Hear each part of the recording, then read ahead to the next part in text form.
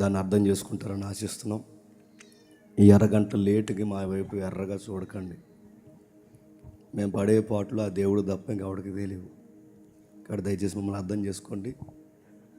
ఈ ఆధ్యాత్మిక దావీదు కీర్తనలు నేరుగా మీ హృదయాల్లోకి చొచ్చుకుపోవాలని ఏ ఫ్రేమ్ని కూడా రాజీ పడకుండా అది 4K ప్రజెంటేషన్లో ఉండాలని ప్రతి దాని కొరకు సిగ్నల్స్ లేకపోయినా కష్టపడి మరో పక్కన భయ్య మోజెస్ గారు ఆయన మ్యూజిక్ విషయంలో రాజీ పడకుండా ఇప్పుడు వచ్చే ముందు వరకు కూడా ఫైల్ని చెక్ చేస్తూ దానివల్ల మాకు లేట్ అయింది.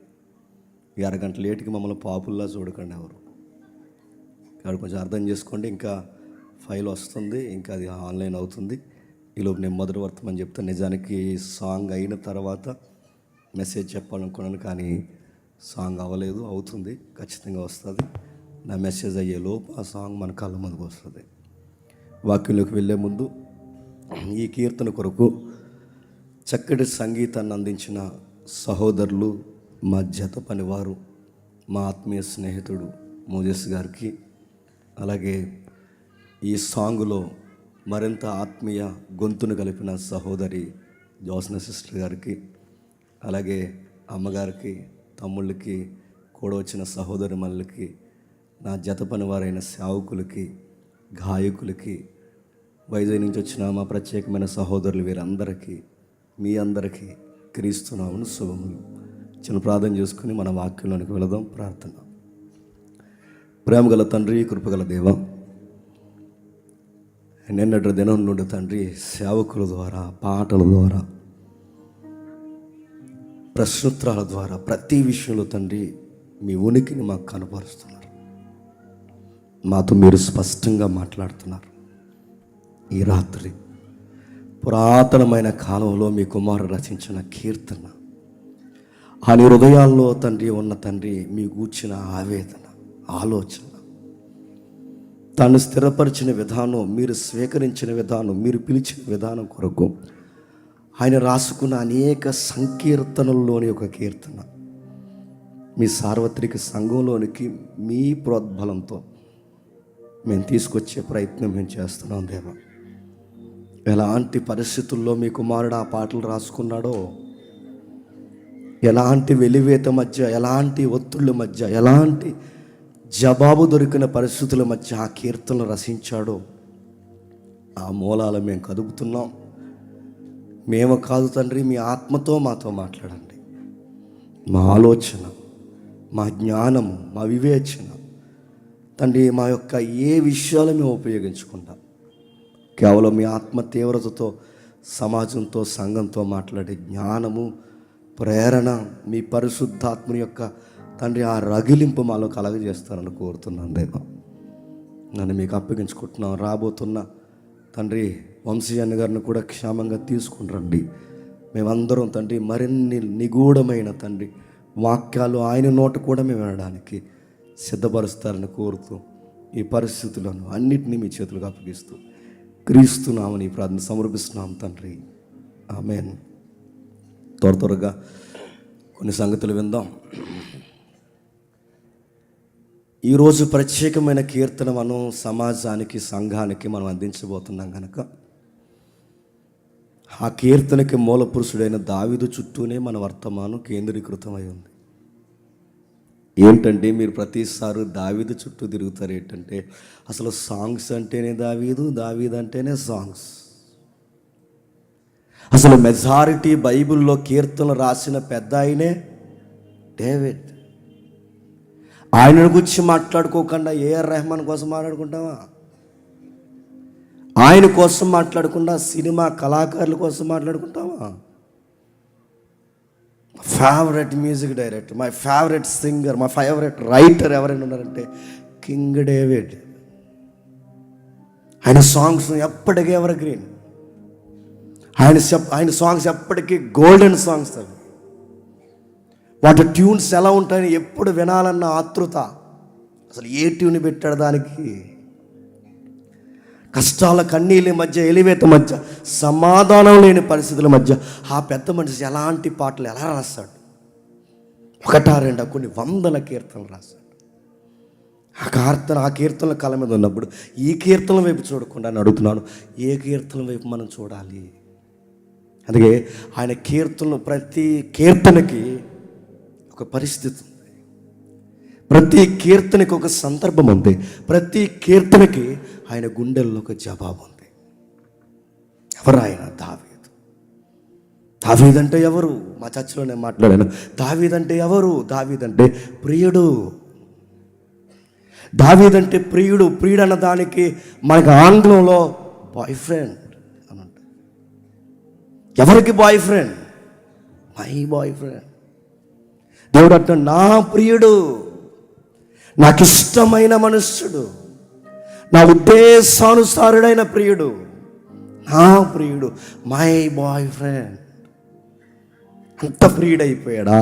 ఈ సెన్స్ని, ఈ వర్డ్స్ని ఏవైతే ఉందో, ఈ బాయ్ ఫ్రెండ్ అనే ఈ యొక్క పదాన్ని రొమాంటిక్ సెన్స్లో వాడతారు. కానీ నన్ను అడిగితే అది కాదు బ్యూటిఫుల్ సీన్. దేవుడికి దావీదుకున్న ఒక వైరాగ్యం. పార్కుల్లో, బీచ్ల్లో టీనేజ్లు ఉన్నవారు మాట్లాడుకునే ఒక అసభ్యకరమైన పదం కాదు ఇది. ప్రియుడు, దేవుడికి ఇష్టమైన వ్యక్తి, దేవుడికే నచ్చాడట, దేవుడికే నచ్చాడట. దేవుడు అన్నాడట, నా హార్ట్ డేవిడ్ హార్ట్ ఒకేలా ఉంటుంది అన్నాడట. ఈ సీన్లో నేనుంటే ఎలాంటి డెసిషన్ నేను తీసుకుంటానో, దావీదు కూడా మెజారిటీ విషయాల్లో నా మనసుకు దగ్గరగా ఆలోచిస్తున్నాడు అన్నాడు. అందుకేనేమో మన సర్కిల్లోనే డేవిడ్ పేర్లు ఎక్కువైపోయినాయి. ఆ డేవిడ్ గారిని వెళ్తే ఈ డేవిడ్ గారు చూస్తున్నారు, ఈ డేవిడ్ గారిని వెళ్తే. అందుకే ఆయన సీనియర్ డాక్టర్ డేవిడ్ గారు, చెప్పండి, ఈయన మెడికల్ ఫీల్డ్ డేవిడ్ గారు. డేవిడ్ అనే పదం మనకి జీవితంలో ఎప్పటికీ గుర్తుండిపోవాల్సిన పదం. కానీ అలా ఆయన గొప్పగా ఆయన గురించి చెప్పుకోవడానికి బాధాకరమైన విషయం ఏంటి చెప్పిన, వాళ్ళ ఫ్యామిలీ అంత చెప్పుకునే ఫ్యామిలీ ఏం కాదు, వారి కుటుంబం అంత గొప్ప కుటుంబం ఏం కాదు చెప్పుకోవడానికి. ఆ సమాజం, దావీదు సమాజం, దావీదు గారి యొక్క తండ్రి సమాజం చాలా తక్కువగా చూశారు. ఆ సమాజంలో వారు దావీదు తండ్రిని తక్కువగా చూశారు, దావీదుని తక్కువగా చూశారు. దావీదు కుటుంబం దావీదును కూడా తక్కువగా చూసింది.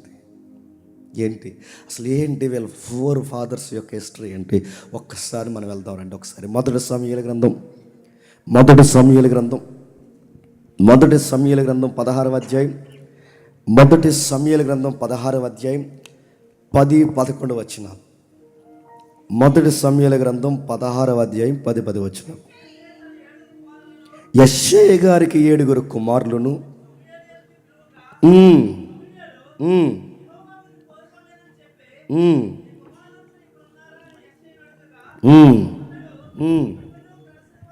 ఇంకనూ కడసరి వారు ఉన్నారు. ప్రాఫిట్ వచ్చాడు అక్కడికి, ప్రవక్త వచ్చి అడుగుతున్నాడు, యెష్షయి ఎంతమంది నీకు పిల్లలు?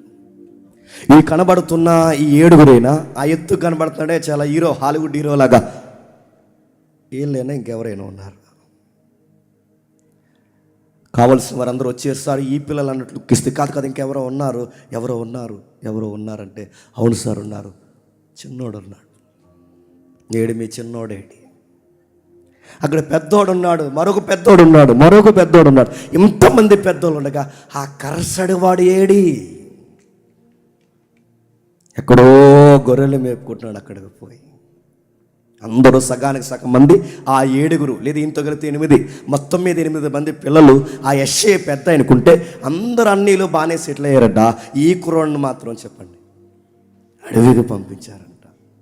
నేను అడుగుతున్నాను, అడవికి పోతే ఎవరు పోవాలంటే కాస్తంత వయసు ఉన్న వాళ్ళు ఉండాలి. అడవికి పోతే ఎవరు పోవాలంటే కాస్త కండబలం ఉన్న వాళ్ళు పోవాలి. కానీ అడవికి కుర్రోడిని ఎందుకు పంపించారండి? ఒక మృగమో, ఇక ఎలుగుబంటో, ఒక సింహమో, లేకపోతే దొంగల ముఠానో ఆ అబ్బాయి మీద దాడి చేస్తే గొర్రెలను ఎత్తుకుపోవడానికి ఆ అబ్బాయి ఏమైపోదని కనీసం సెన్స్ ఆ ఇంట్లో ఉందా? దావీదుని కూడా చూసి ఉన్నట్టు పెంచుతున్నారు. 7 కొడుకులు ఉన్నారు. అడుగుతున్నాడు, ఆయన మాట్లాడుతున్నాడు, యెష్షయి గారితో మాట్లాడుతున్నారు. ఇంకా ఏరి మాట్లాడుతున్నప్పుడు 17వ అధ్యాయంలో ఏం జరుగుతుందో చూడండి. 17వ అధ్యాయం 12వ వచనంలో, 17వ అధ్యాయం 12వ వచనంలో దావీదు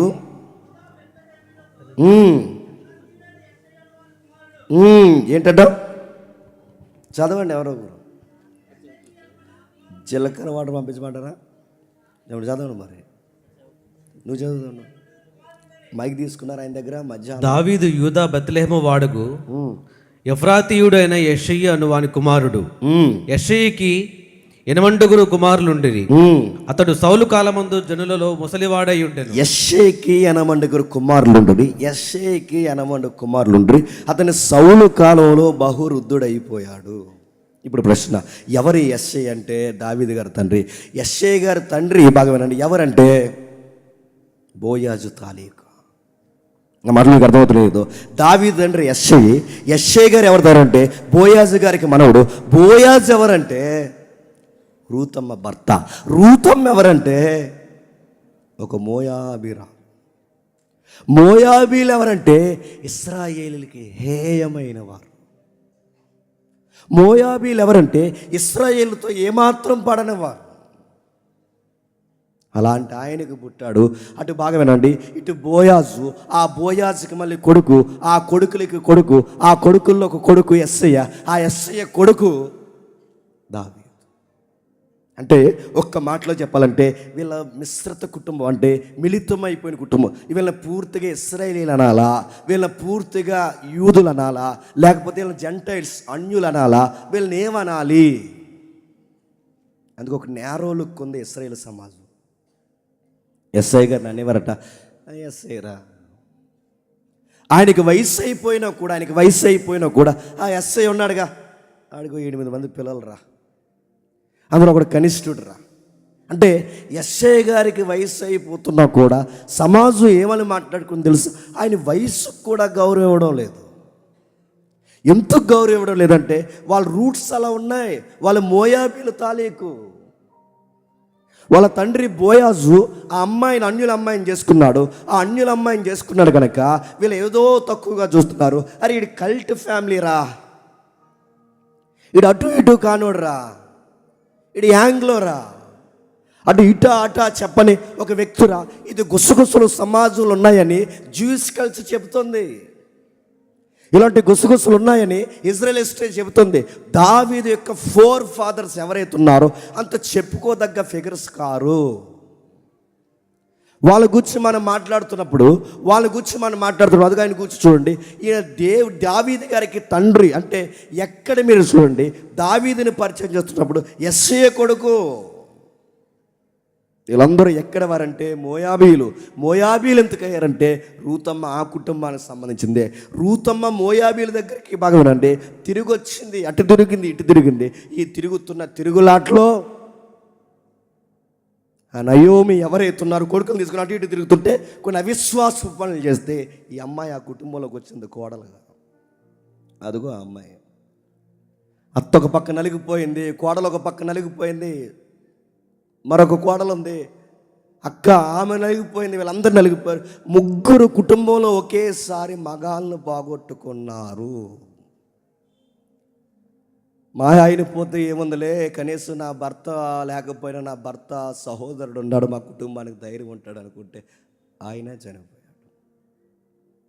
నా భర్త నా మరిది చనిపోయినా నా మా ఉన్నాళ్లే అనుకుంటే మామ చనిపోయాడు. దేవుడు కొన్నిసార్లు కొన్ని విషయాల్లో ఆగిపోమన్నప్పుడు ఆగిపోవాలి.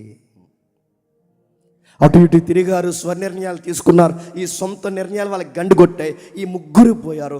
ఒకే ఇంట్లో 3 విధవరాలంటే ఎలా ఉంటుందండి? వాళ్ళ బాధ చాలా కష్టంగా ఉంటుంది. నా జీవితం అలాగైంది, నీ జీవితం అలాగైంది, నీ జీవితం అలాగైంది. ఆ అమ్మాయికి సలహా ఇచ్చారమ్మా, నీకు విషయం చెప్తున్నాం, నా భర్త ఎలాగూ రాడు, నేను పెళ్లి చేసుకుని మళ్ళీ పిల్లలు కన్నా నా పిల్లలు పెద్ద అయ్యేంత వరకు మీకు ఎలాగూ వయసు ఉండదు, మీకు సలహా ఇస్తున్నా, నా మాట విని మీ అందం అడవి కాసిన ఎన్నిల కాకమునిపే మీ జాతిలో మీ మోయాబీల్లో ఎవరైనా ఉంటే చక్కటి కుర్రోడిని చూసి పెళ్లి చేసుకోండి. ఈ ముసలిదానితో పాడి మీరేమంటారు? నా జీవితం ఎలాగైపోయింది, నా యవ్వనం అయిపోయింది, నా సీనియర్టీ అయిపోయింది, అన్నీ అయిపోయాయి. నాకు కూడా మీరు ఉంటారా? ఏం తింటారు, ఏం ఉంటారు? నేను తినాలంటే గుప్పుడు మెతుకులు ఎక్కడ సంపాదించాలి నాకు అర్థం కాదంటే ఆ వార్పు వెళ్ళిపోయింది. అత్త నిజానికి నేను వదిలి నాకు వెళ్ళాలని లేదు, కానీ భవిష్యత్తు ఆలోచిస్తుంటే నాకు భయం వేస్తుంది. ఈ భవిష్యత్తుని ఎదుర్కోవడం నాకు కష్టంగా ఉంది అన్నట్టు అక్కడి నుంచి వెళ్ళిపోయాను. కానీ ఒక పిల్ల ఉంది. ఆ పిల్ల పేరుకు తగ్గ అందం, అందకు తగ్గ బుద్ధి, బుద్ధికి తగ్గ వ్యక్తిత్వం, ఆ వ్యక్తిత్వం కలిగిన వ్యక్తి రూతమ్మ. అత్త, నీకో మాట చెప్పాలి. నేను దేవుణ్ణి నమ్ముకుని మీ దగ్గరకు వచ్చినప్పుడు, మీ అబ్బాయిని నేను పెళ్లి చేసుకున్నప్పుడు, అత్త మీకు విషయం చెప్పాలి. నా భర్తను నేను ఎంత అర్థం చేసుకున్నానో ఆ విషయమే కాదు, నా మామను కూడా నేను అర్థం చేసుకున్నాను. నా మామని నేను అర్థం చేసుకోవడమే కాదు, నా మరిదిని కూడా అర్థం చేసుకున్నాను. నా మరిదినే కాదత్త, మీరు నమ్ముతున్న దేవుణ్ణి కూడా చెప్పండి నేను అర్థం చేసుకున్నాను అత్త. అందుకో మాట చెప్తా, మీ దేవుడే నా దేవుడు, మీ ప్రజలే నా ప్రజలు. అత్తా నీకు విషయం చెప్తున్నాను, నువ్వు కూర్చున్న దగ్గర కూర్చుంటా, లేచిన దగ్గర లెగిస్తా, నువ్వు చనిపోతే నీతో పాటు సమాధి వరకు అడుగులు వేస్తా. నేను అర్థం చేసుకున్నది అత్తింటి కుటుంబాన్నే కాదు, అత్తింటి నమ్మకాలని కూడా అర్థం చేసుకున్నా. నీతోనే ఉంటాను అత్త. ఆ మాటకి నయోమికి ఏం మాట్లాడి అర్థం కాలేదు. రామ్మని తీసుకొచ్చారు. సరిగ్గా ఆమె అందం, చందం, ఆమె భయభక్తులు చాలా చాలా తగ్గింపు కలిగిన ఆ అందగత్తి రూతమ్మ చూడండి ఎంత బాగుందో. ఏలోనే బాగుందంటే రియల్గా ఎలా ఉంటుందో. ఆవిడ సిస్టర్ గారు అలా ఎగదగా చూడకండి, మన సీనియర్ సిస్టర్ ఆవిడ. ఏవైతే ఆ కంకుల మధ్య ఏవైతే ఉందో, ఆ ధాన్యపు కంకుల మధ్య ఏవైతే ఆ గోధుమ కంకులు వేడుతున్నప్పుడు ఆ అమ్మాయిని చాలామంది అబ్జర్వ్ చేస్తున్నారు. గుర్తుపెట్టుకుని ఆడపిల్లలు, చెల్లెలు, అక్కలు ఎవరైతే ఉన్నారో, మీ మాట, మీ తీరు, మీ డ్రెస్ కోడ్ సొసైటీ గమనిస్తుంది. పరగేరుతున్న అమ్మాయినే గమనిస్తున్నారంటే, నీటి మీద రోడ్డుగా రెడీ అయ్యి వెళ్తే నేను చూడరా. పరిగెడుతున్న అమ్మాయిని పనోలు గమనిస్తున్నారు. ఈ పిల్ల ఎలాంటిది? ఆ పొలానికి యజమాని అయిన బోయాసు గమనిస్తున్నాడు. ఈ పిల్ల ఎలాంటిది? అడిగే మామ లేడు, అడిగే మరిది లేడు. అడగడానికి ఈ పదం ఆడుతున్నాను ఏమనుకోకండి, మొగుడే లేడు. ఇప్పుడు ఈ టైంలో ఏం చేస్తుంది? ఆకలి దప్పుల కొరకు నీతిని అమ్మేస్తుందా? ఆకలి కొరకు ఒళ్ళు అమ్మేస్తుందా? ఆకలి కొరకు ఏం చేస్తుంది? అమ్మాయి ఏం చేస్తుంది? నీతికి పడి చేస్తుంది. చావనైనా చస్తుంది కానీ ఒళ్ళు అమ్మదు, చావనైనా చస్తుంది కానీ నీతి నమ్మదు, చావనైనా చస్తుంది కానీ ఆ ఎండకు పడి పరగన్నా ఏరుకుంటుంది. కానీ గుర్తుపెట్టుకోండి, తన ఎథిక్స్ ఎప్పుడు మిస్ అయ్యేది గుర్తుపెట్టుకోండి. అది కదా అమ్మాయి అంటూ ఉండాల్సిన విధానం. ఏం చేస్తున్నావా, కెమెరా ముందు అలా తిరుగుతున్నావు అంటే రీల్స్ చేస్తుందంట. రీల్స్ ఎవడో చూపిద్దామనో ఇలాగంటే ఈ మహిళా సంఘాలు మన మీద అడిపోతున్నారు. ఎవరికి చూపిస్తావు అంటే ఎవరు, నీ నాభి ఎవరికి చూపిస్తున్నావు? నీ మతం అంటే తప్పు అనుకోకండి, దేవుడిచ్చిన అందస్తందాలు నీ బ్రెస్ట్ని ఎవరికి చూపిస్తున్నావు? నీ నాభి, నీ టాయ్స్, నీ అరికాల మొదలు నడినొత్తు వరకు నువ్వు ఎవరికి ఎక్స్పోజ్ చేస్తున్నావు? సమాజం అంటే 4 రకాల మనుషులు ఉంటారు. వాళ్ళు చూడటానికి నీ బాడీని అందులో అప్లోడ్ చేస్తున్నావంటే నీ పిచ్చి పట్టిందా నీకు? అసలు నీ బాడీని సొసైటీ ఎంటర్టైన్ చేస్తుందంటే నేను ఏమనాలి? అసలు బుర్ర పని చేస్తుందా, మెంటలు వచ్చేసిందా నీకు? పైపెచ్చికి వీడియో పెట్టి చివర్లు అందంట లైక్ చేయండి, షేర్ చేయండి, కామెంట్ సమాజ్ చేస్తాడు దేవుని బొందా. నేనేం చేయాలి? లైక్ చేయాలా? ఏం లైక్ చేయము? ఏం లైక్ చేయమంటావు? నడుతున్నాను. చాలామంది తిడతారు, పోయే కాలం ఏంటంటే ఇలాంటి వీడియోలు చేస్తున్నాను. కొంతమంది వస్తే అస్సలు మీకు బిగ్ థాట్స్ లేవు, బ్రాడ్నెస్ లేదు. ఏంటి మాకు బ్రాడ్నెస్? ఒక ఆడపిల్లనై ఉండి ఇలాంటి బ్యాడ్ కామెంట్స్ పెడతారంటే ఆడపిల్ల ఉండాలమ్మా. నువ్వు రోడ్డుకి ఏ రంగం చేసి నువ్వు పెద్ద అనకూడదులేండి, ఎందుకు లైవ్ వెళ్తుంది. ఇవన్నీ చేస్తుంటే ఏమంటారు? సొసైటీ అబ్జర్వ్ చేస్తుంది. నీ ఎదురుగా అంటారు లేదో నాకు తెలియదు కానీ, నీ వెనక అంటారు లేదో నాకు తెలియదు కానీ, నీ పేరెంట్స్ దగ్గర అంటారు. గుర్తుపెట్టుకో. మీ అమ్మాయి అనంటగా తెగెట్టేస్తుంది ఇన్స్టాలో రీల్స్. మీ అమ్మాయి అనంటేగా అది పిచ్చిపాట ఎత్తుంది, డ్యాన్స్ చేస్తుంది. ఆ పిచ్చిపాటకి మీ అమ్మాయి ఆయన వయసుకు వచ్చిన అమ్మాయిని అలా డ్యాన్స్ చేస్తుంటే ఏంటండి, ఎంతమంది తొంటరెదలు ఈ సమాజంలో చూస్తారండి అని వాళ్ళ ఫాదర్ని అడిగితే వాళ్ళ ఫాదర్కి ఎలా ఉంటుంది చెప్పిన తల తీసేసినట్టు ఉంటుంది. మళ్ళీ చెప్తున్నాను, తల ముఖాన్ని ఎక్కడ పెట్టుకోవాలి, మోకాల్లోకి వంచుకుని తల కొట్టుకోలేడు, దాన్ని కన్నానని తల కొట్టుకోవాలా? ఏమైపోతాడు మీ ఫాదర్? ఏమైపోతాడు? నేను అల్లారు ముద్దుగా పెంచిన మీ అమ్మ ఏమైపోతుంది? నువ్వు నడిస్తే, ఆ బుడిబుడి నడకలు నడిస్తే నీ దేహాన్ని ఎంతో భద్రంగా కాపాడుకున్నారే. నువ్వు పెద్ద పిల్లవైనా ఇంకా చిన్నపిల్లలాగే వాళ్ళు నేను చూస్తారే. ఈ వయసులో కూడా వాళ్ళకి గౌరవం నిలబెట్టడానికి పోయి నువ్వు ఇలాంటి పిచ్చి పనులు చేస్తే ఏమైపోతావు? రూతమ్మను చూడు. ఈ రూతు సమంత రూతు కాదు, మన రూతు. ఆ సమంత ఈ పేరెట్టుకుని మన బరువు తీసింది. ఈవిడ సమంత చేసే పనులు చేద్దాం డైరెక్ట్గానే అంటున్నాను. ఈ వీడియో రీల్ కట్ చేసి సమంత గారి దగ్గరికి వెళ్ళిన, అమ్మ సమంత, నీ క్రిస్టియన్ ఎథిక్స్ నువ్వు మర్చిపోయావు, అందుకే నీ లైఫ్లో క్రైసిస్ స్టార్ట్ అయ్యింది, నీకు అర్థం కావట్లేదు. ఇప్పటికీ ఈ దిక్కుమాలిన దేవుని ఎక్కిరించే పనులు చేస్తున్నావు కనుకే నేను మళ్ళీ చెప్తాను, ఎఫెక్ట్ అవుతున్నావు. ఈ వ్యక్తులు, రకరకాల వ్యక్తులు నీ జీవితంలోకి వచ్చారు పోయారు. ఎందుకు? నువ్వు రూతమ్మలా నిలబడితే భలే ఉన్న నీ లైఫ్ ఏమనుకుంటున్నావు? రూతమ్మను చూడు, రూతమ్మ జీవితం ఎంత బాగుందో, రూతమ్మ జీవితం ఎంత బాగుందో, ఆశ్చర్యకరం. అమోహముగా ఆ సొసైటీ అబ్జర్వ్ చేస్తుందంట. ఆ యజమాని పోయేదంట, రే పద్ధతి అయిన పిల్ల, ఎవడైనా కామెంట్ చేసినా, ఎవడైనా రాంగ్ లుక్ వేసినా, ఎవడైనా కనుసైగలు చేసినా గుడ్లు బిగాసిన ఏమనుకుంటున్నారు? పనికొచ్చారు, పని చేసుకుని పొండి. ఆ పిల్ల జోలికి పోయారా, సమాధి చేసేస్తాను ఏమనుకుంటున్నారు? మరో మాట కూడా చెప్పాడు. మరో మాట ఏమన్నా తెలుసు? ఇదిగో ఆ అమ్మాయి ఏరుకుంటున్నప్పుడు వెనకాల ఎవరైనా ఆమె వస్తున్నప్పుడు మీరు చూసి చూడట్టు కొన్ని పనులు వదిలేయండి. అలా దేవుడు ఆ అమ్మాయిని పిలుచుకున్నాడు, నిలబెట్టుకున్నాడు. ఆ అమ్మాయికి ఒక యజమాని కాదు. ఎవరి యజమాని అంటే, ఏ పొలంలో అయితే పరిగేరిందో ఆ ఎండకి తన అందాన్ని చూడలేదు, ఆ ఎండకి తన సౌందర్యాన్ని పట్టించుకోలేదు, తన ఎండకి తన రంగంతా ఫేడ్ అవుట్ అవుతుంది అనుకోలేదు, ఎక్కడ ఏమనుకోలేదు. నా ఎండకి నా అందం పోయినా, నా ఎండకి నా సౌందర్యం పోయినా, ఏం పోయినా, వయసు అయిపోయినా, నా తల్లి వయసు ఉన్నా, నా అత్తమ్మకి గుప్పెడు మెతుకులు పెట్టడానికి నా అందం పోయినా పర్లేదని పొలంలో పడి తిరుగుతుంది. ఏదో రాసేస్తున్నారంటే ఈ మధ్య ముఖానికి, అది పైపరు ఊడిపోతుంది. ఏంటన్నా దాని పేరు? అదేదో వాడుతున్నావా? అదే మొగోళ్ళు రాసేస్తున్నారు, ఆడవాళ్ళు రాసేస్తున్నారు. ఈ పైపర్లుగా ఈ క్యాన్సర్ స్పెషలిస్ట్ డాక్టర్ గారు అడుగుతున్నారు, అలాంటివి వాడితే పోతారు, స్కిన్ క్యాన్సర్ వచ్చి పోతారు. ఎలా ఉన్నదాన్ని అలా ఉంచండి. ఇంకా నీకు బ్రైట్నెస్ కావాలంటే రోజుకి 3 సార్లు స్నానం చేయి, మంచిగా స్నానం చేయి, మంచి ఫుడ్ తిను. ఆ చెత్తారం, ఆ పానీపూరీలు, పాసిపోయిన పూరీలు తినకుండా మంచి ఫ్రూట్స్ తిను, గ్లో వస్తావు. అలా ఒకటి ఏది పడితే అది వాడితే అందం బాగా, అందానికి విలువ వచ్చి చదువులు ఎగ్గొట్టిన వారు ఉన్నారు, అందానికి విలువ వచ్చి కుటుంబం పరువు తీసుకుని ఉన్నారు, అందాన్ని ఎక్స్పోజ్ చేసి కుటుంబానికి తలవంపులు తెచ్చిన ఉన్నారు. కానీ ఈ అమ్మాయి అందాన్ని పక్కన పడేసి పొలం పొరలు ఏరుకుంటుందంట.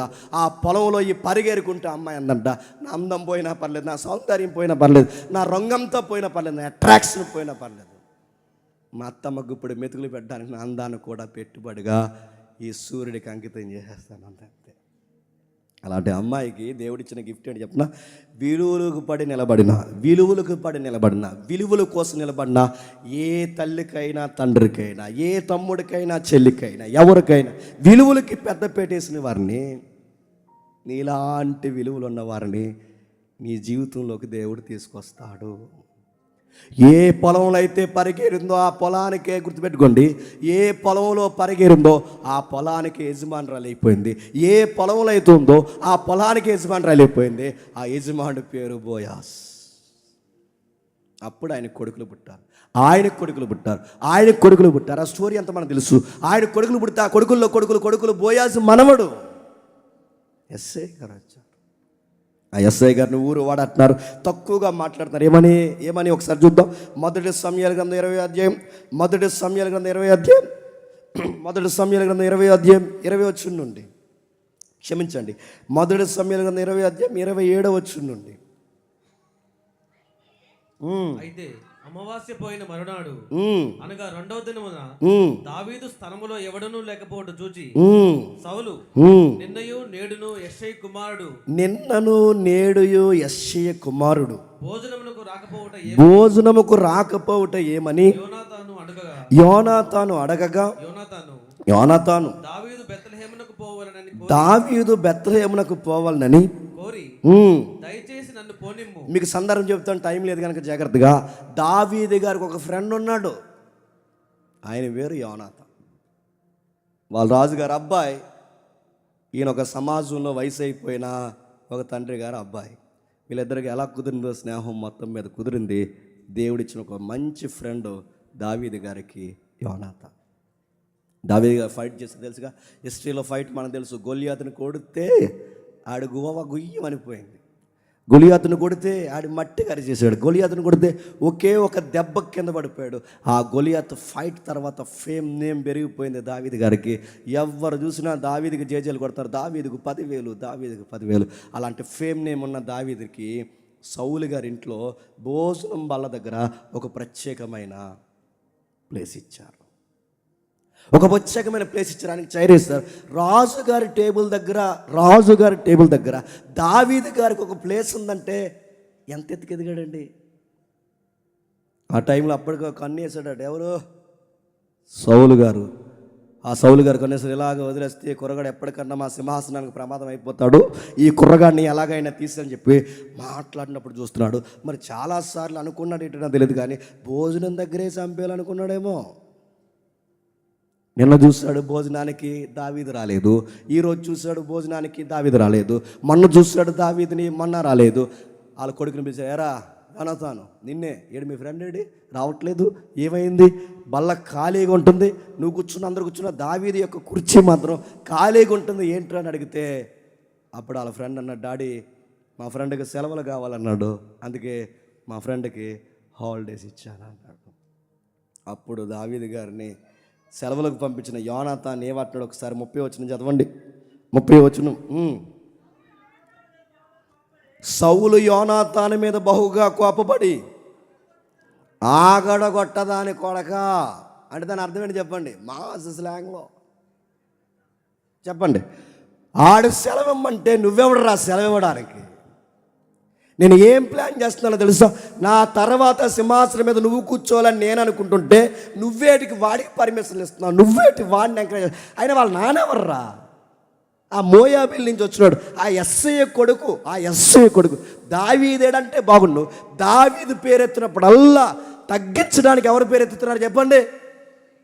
ఆ మోయాబీల నుంచి వచ్చాడే ఆ పెద్ద మనిషి కొడుకు ఏడ్రా? నువ్వు సెలవులు ఇవ్వడం ఏంట్రా? తిడుతూ ఒక మాట అంట, అక్కడగట్టు దాని కొడక అంటే దాని అర్థం చెప్పండి మన సంఘంలో, ఎల్ కొడక అన్నాడు, గుర్తుపెట్టు. అంటే ఏంటని అడగండి, బ్రేకులు కూడా అడగండి. తిట్టాడు ఆయన, మీ అమ్మ మంచిది కాదరా, నువ్వు మంచి, అసలు నువ్వు అన్నీ బిహేవియర్. అప్పుడు చూడండి, ఎప్పుడు ఏ ఫ్యామిలీలో గుర్తుపెట్టుకోండి, పిల్లలు ఏం చేసినా తండ్రులు ఎవరిని తిడతారు? వాళ్ళ అమ్మని తిడతారు. తిడుతున్నారట, తిడుతూ ఇదిగో ఆగడగట్టు దాని కొడక. చదవండి. నీకును నీ తల్లి మానానికి, ఇగో నీ అమ్మ ఒక క్యారెక్టర్లెస్, నువ్వు ఒక క్యారెక్టర్లెస్. అంటే ఏమంటారు చెప్పండి? నీ అమ్మ మానానికి అంటే నీ అమ్మకి నీకు సిగ్గుందా? ఆ ఎంకరేజ్ చేస్తే రేపు మేకై కూర్చుంటాడు, వాడిని తల మీద కూర్చోబెడితే రేపు పొద్దున సింహాసనం మీద కూర్చుంటాడు. ఏమైపోతుంది? పిచ్చా నీకేమన్నా? నేను ఎందుకు అని కూర్చోబెడతాను ఇక్కడ బల్ల దగ్గర. వాడికంటే కుర్చీ ఎందుకు వేసాను తెలుసా? ఏ రోజు లేపేద్దామని స్కెచ్ చేసి కూర్చున్నాను. నా ప్లానింగ్స్లో నువ్వుంటే నీ బోర్డు సలహాలు సెలవులు ఎవడమ్మన్నాడు? నేను అడిగాడు. ఎవరిని? యోనాతాన్ని. ఎవరు? సౌలు గారు. ఇలాంటి పరిస్థితుల్లో ఎక్కడ మీరు చూడండి, యెషయా గారి పేరు చాలా తక్కువగానే పలుకుతుంటారు. మొదటి రాజుల గ్రంథం 12వ అధ్యాయం, త్వరగా ముగిద్దాం. మొదటి రాజుల గ్రంథం 12వ అధ్యాయం 16వ వచనం. ఫైల్ వచ్చినప్పుడు నాకు వచ్చిన. కాబట్టి ఇశ్రాయేలు వారందరూ రాజు తమ విన్నపమును వినలేదని తెలుసుకొని రాజుకి ఎలాగో ప్రత్యుత్తరం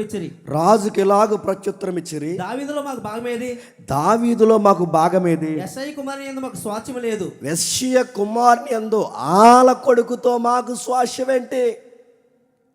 నేను అడుగుతున్నాను, మీకు గొడవలుంటే దావీదు వీళ్ళ చూసుకోవాలి, కానీ దావీదును తక్కువ చేయడానికి ఎవరు పేరెత్తుతున్నారండి? ఆ యెషయా కొడుకుతో మాకు పాలు పంపులేంటి? యెషయా కొడుకు అస్సలు ఏ ల్యాండ్ విషయంలో కానీ, ఏ బ్లెస్సింగ్స్లో కానీ అస్సలు ఆ అబ్బాయితో మేము కలం. అయినా వాళ్ళు ఎవరి తాలూకు అబ్బాయి? ఆ మోయాబీల నుంచి వచ్చిన ఆ రూతు నుంచి వచ్చిన మరొక జనాంగం, ఆ జనాంగం నుంచి వచ్చిన ఎస్ఐ, ఆ ఎస్ఐ కొడుకుతో మాకు నిబంధనలేంటి? దావీదును తక్కువ చేయడానికి ప్రతిసారి ఎవరు పేరెత్తుతున్నారు చెప్పండి? ఎస్ఐ గారు పేరెత్తుతున్నారు. ఇంకా మీరు ఇంటికి వెళ్ళి చదవండి. 2వ సమూయేలు గ్రంథం 20వ అధ్యాయం మొదలు వచ్చును. 2వ సమూయేలు గ్రంథం 20వ అధ్యాయం మొదలు వచ్చును.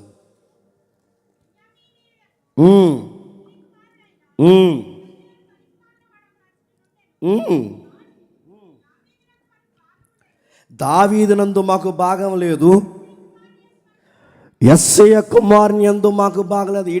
ఈడికి ఇంట్రడక్షన్ ఏంటి చెప్పండి? ఈడు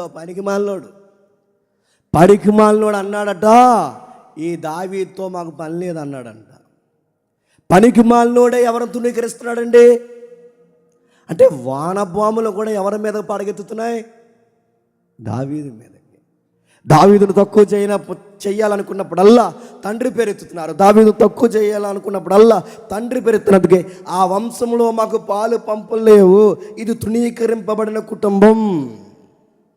ఇప్పుడు చెప్పండి, తక్కువ చేయబడి పేరు లేకుండా ఆ మాత్రం ఆ పెద్ద ఆయన్ని వయస్సులో కూడా ఆయనకి ఇవ్వాల్సిన గౌరవం ఇవ్వకుండా రాజు తక్కువగా మాట్లాడతాడు, పనికిమాలినోళ్ళు తక్కువగా మాట్లాడతారు, అందరూ తక్కువగా మాట్లాడతారు.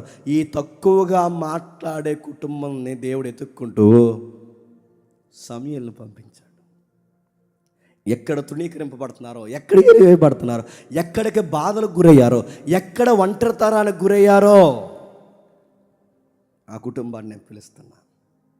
పంపించాడు. సమూయేలు వచ్చాడు, పైనుంచి కిందకి చూస్తున్నాడు. సమూయేలు అందరిని చూస్తుంటే ఇంకా ఎవరో ఉంటారంటే ఆ దూషింపబడుతున్న ఆ పెద్ద ఆయనకి, వెలివేయబడుతున్న ఆ పెద్ద ఆయనకి, పేరు లేని ఆ పెద్ద ఆయనకి, వయసును కూడా గౌరవించని ఆ పెద్ద ఆయనకి ఒక చిన్నోడు ఉన్నాడు. ఆ చిన్నోడిని దేవుడు పిలుస్తున్నాడు. అతగాడి పేరు చెప్పండి? ప్రియుడు. దేవుని ప్రియుడు పిలుస్తున్నాడు. ఆ ప్రియుని పిలుచుకున్నాడు. దేన్ని బట్టి పిలిచాడు? దావీదు అందాన్ని బట్టో, దావీదు రంగును బట్టో, దావీదు వంశాన్ని బట్టో, దావీదు గొప్పతనాన్ని బట్టో, దావీదు ఫైట్లను బట్టో, దావీదు యొక్క 4 ఫాదర్స్ ఎవరైతున్నారో వాళ్ళ యొక్క జనరేషన్ బట్టో కాదు. అసలు దావీదు కోసం చెప్పుకోవడానికి బ్యాక్ హిస్టరీ అంత బ్రైట్గా ఏమీ చెప్పండి లేదు. మన దేవుడు ఎంత గొప్పడు చెప్పినా, నీకు రంగు లేకపోయినా, అందం లేకపోయినా, నీ జాతి కులము ఏదైతే ఉందో, నీ వర్గము, నీ సమాజం, నీ ఈది, నీ ఊరు, నీ కొలీగ్స్ ఎవరైనా ఇప్పటి వరకు నీ కుటుంబాన్ని తక్కువ చేస్తూ మాట్లాడితే డోంట్ వరీ. దావీదుని పిలిచిన దేవుడు చెప్పండి నిన్ను పిలుస్తాడు. దావీదుని ఎత్తిన దేవుడు నిన్ను ఎత్తుతాడు, నన్ను ఎత్తుతాడు. కులం కోసం కొట్టుకు చచ్చిపోతున్న ఈ సమాజంలో కులవేత గురవుతున్నావేమో, డోంట్ వరీ. ఇచ్చిమిచ్చి అలాంటిదే ఆ కుటుంబాన్ని కూడా జాతి వైర్యాన్ని చూపించారు. కానీ ఆ జాతికి బుద్ధి చెప్పడానికే దావీదుని లేపాడు. స్టోరీ మార్చేశాడు. ఇప్పటి వరకు బాగానండి. ఇప్పటి వరకు యెష్షయి కొడుకు దావీదు, యెష్షయి కొడుకు దావీదు, యెష్షయి కొడుకు దావీదు. కానీ ఈసారి స్టైల్ మారింది. రాజు అయిన దావీదు యొక్క తండ్రి యెష్షయి పేరు మార్చేశాడు. ఇప్పటి వరకు నిశ్శబ్దంలో ఆ పదాన్ని తక్కువ చేశారు. ఇక్కడి నుంచి ఎక్కడ మీరు చూడండి, యెషయా గ్రంథం 11వ అధ్యాయం కానీ, దినవృత్తాంతాలు 10వ అధ్యాయం కానీ, 29వ అధ్యాయం కానీ, అపోస్తుల గారు 13వ అధ్యాయం 22 కొత్త నిబంధన కానీ మీరు ఎక్కడ చూడండి, దావీదు కోసం చెప్పినప్పుడల్లా పెద్ద ఆయన కోసం చెప్తారు. ఏ సమాజంలో ఆయన తక్కువ చేశారో ఆ సమాజంలో దేవుడు హెచ్చించాడు. గొప్పతనం ఏంటో తెలుసా?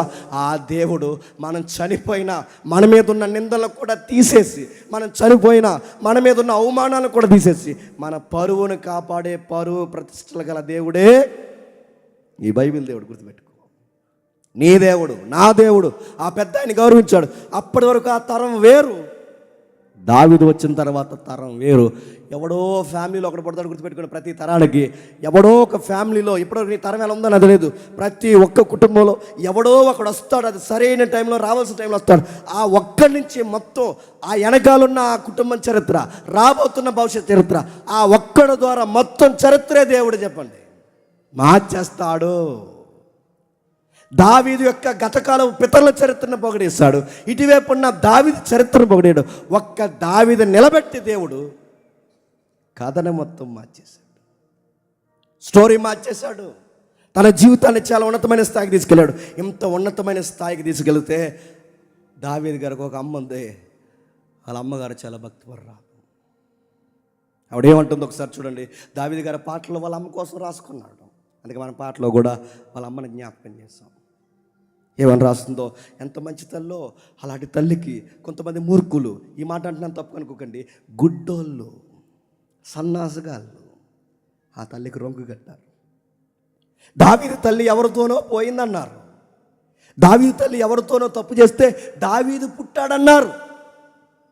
ఇదే మాటలు మీ అమ్మకి అప్లై చేస్తూ ఒప్పుకుంటావా? ఇదే మాటలు మీ అమ్మమ్మకి అప్లై చేస్తూ ఒప్పుకుంటావా? ఇదే మాటలు నీ ఇంట్లో కుటుంబంలో ఉన్న ఆడవాళ్ళు ఎవరికో పోయారంటే నువ్వు ఒప్పుకుంటావా? ఎన్ని గుండెలండి దావీదు తల్లికి రొంకు కట్టడానికి. ఎవరు కట్టారు ఏంటని నన్ను అడగండి. మన తెలుగు రాష్ట్రంలో ఆధ్యాత్మికంగా చచ్చిపోయిన దరిద్రపు కొంతమంది స్పీకర్లు ఉన్నారు. ఇలా దిక్కుమాలిన సిద్ధాంతాలు కలుపుకోవడానికి దావీదుని వాళ్ళ ఫ్యామిలీ ఎంతో తక్కువగా చూస్తుందంటే, దావీదట బాగవినండి, దావీదు తల్లట దావీదుని బాగవినండి, దావీదు తల్లంట దావీదుని ఎస్ఏ కనలేదంట, ఎవడికో అన్నదంట. రికార్డెడ్ వీడియోస్ ఉన్నాయి వాళ్ళ మాటలన్నీ. ఎంత బుద్ధిహీనమైన పని. అలాంటి తల్లిని ఎలా అనాలనిపించింది, ఆవిడికి రొంకె ఎలా కట్టాలనిపించింది. వాళ్ళ అమ్మ కోసం రైటింగ్లో పెట్టుకున్నాడు, తన గురించి జ్ఞాపకం చేసుకుని. ఏమని? 86వ కీర్తన త్వరగా 86వ కీర్తన 16వ వచనం. 86వ కీర్తన 16వ వచనం. నీ సేవకునికి బలమును అనుగ్రహింపుము, నీ సేవకురాలు కుమారుని రక్షించు. మై గాడ్, మై గాడ్, నా వైపు చూసినా చూడకపోయినా నా ఫ్యామిలీలో నీకు ఒక సేవకురాలు ఉంది. ఆ సేవకురాలు ఎవరో కాదు, నా తల్లి. నా తల్లిలైనా జ్ఞాపకం చేసుకుని నీ సహాయం నాకు అనుగ్రహించవయ్యా. దేవుని సేవకురాలను పట్టుకుని రొంకు కట్టారంటే నేనేమనాలి చెప్పండి. ఇలాంటి గొప్ప తల్లిని దావీదు గొప్ప చెప్పుకుంటున్నాడు. పాటలు రాసుకుంటూ దేవుడికి ప్రార్థన చేస్తూ, నా తల్లినైనా జ్ఞాపకం చేసుకో. నా తల్లి నీకు ఎంత సేవ చేసింది, నా తల్లి నీ కోసం ఎంత పులకించిపోయింది. నా తల్లి, నా తల్లి, నా వైపు చూడు, నా తల్లి వైపు చూడు, నా తండ్రి వైపు చూడు. మమ్మల్ని జ్ఞాపకం చేసుకో, మమ్మల్ని జ్ఞాపకం చేసుకో. 116వ కీర్తన 16వ వచనం త్వరగా. 116వ కీర్తన 16వ వచనం త్వరగా. 116వ కీర్తన 16వ వచనం. యెహోవా నేను నిజముగా నీ సేవకుడిని,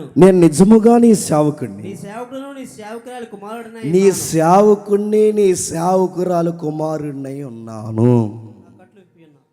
నా కట్లిప్పే, నన్ను జ్ఞాపకం చేసుకో. మా డాడీని నేను ఎప్పటికీ గౌరవిస్తాను, మా మమ్మీని నేను ఎప్పటికీ గౌరవిస్తాను. వాళ్ళని జ్ఞాపకం చేసుకున్న దేవుడు నన్ను కూడా చెప్పండి జ్ఞాపకం చేసుకో. అలాంటి దావీదుని దేవుడు పట్టుకున్నాడు. దావీదు యొక్క ఇంకా మూలాలు, దావీదు తండ్రి యెషయాకి అంత పేరు లేదు.